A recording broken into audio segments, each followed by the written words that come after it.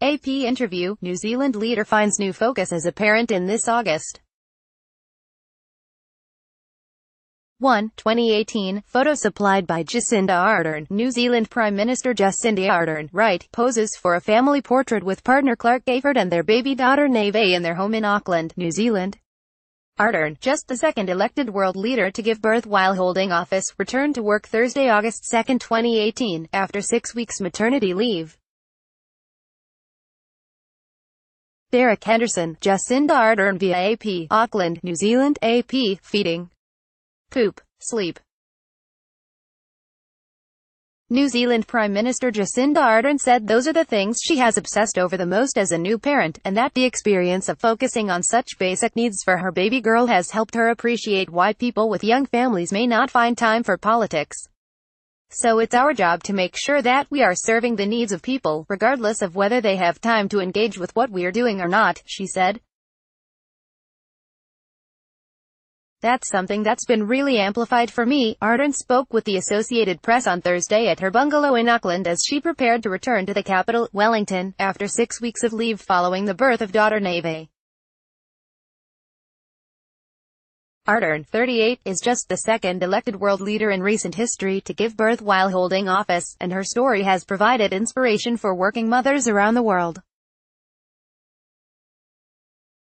Ardern said ordinary folk from as far afield as the Netherlands and India have written to congratulate her. But she said that, as she came to the end of her leave, she was anxious to demonstrate that she and her partner Clark Gayford, who will become Neve's primary caregiver, can create a routine that works. That I will come back and do the job that I promised to do, Ardern said. Asked if she felt pressure to be a role model as a working mother in such a high-profile job, she said that every new parent feels some degree of pressure. I just happen to be doing it publicly, she said. So I guess it's different in one regard. But one day, hopefully, it won't be. She said that becoming a parent hasn't changed her views on specific government policies, other than reinforcing her view that there needs to be a clear and strong focus on supporting families. She said her vision for the country was for it to live up to how people perceived it. We believe ourselves to be clean and green. We believe ourselves to be fair-minded, to have a strong sense of social justice, and we think we are innovative, she said. Actually, we need to do a lot more to make that a reality. But she said her vision of a stronger nation didn't mean that New Zealand was ready to become a republic.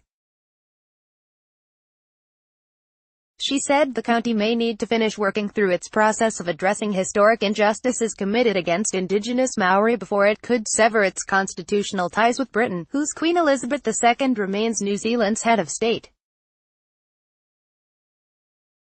At the moment, the issue of New Zealand being a republic is just not a priority, she said. Beyond her own borders, Ardern said the summit between President Donald Trump and North Korean leader Kim Jong-un and the return of human remains from the Korean War had given the world hope. But, of course, that needs to be fulfilled by further demonstration that there will be denuclearization, she said.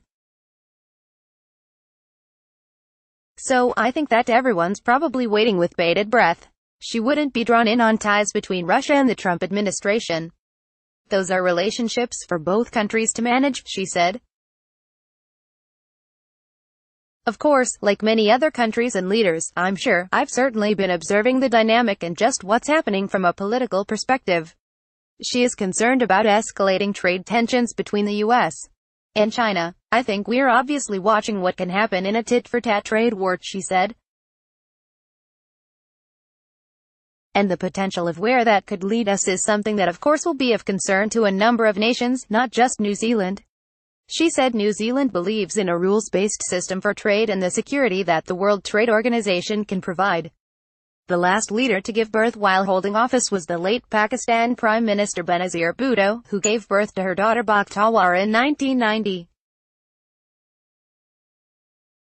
Ardern said she will feel rested enough when she returns to the capital. I'm getting sleep mostly because I'm sharing the load with others, and I'm very grateful for that, she said. By that I mean Clark. We're doing the job together. Copyright 2018 The Associated Press. All rights reserved. This material may not be published, broadcast, written or redistributed.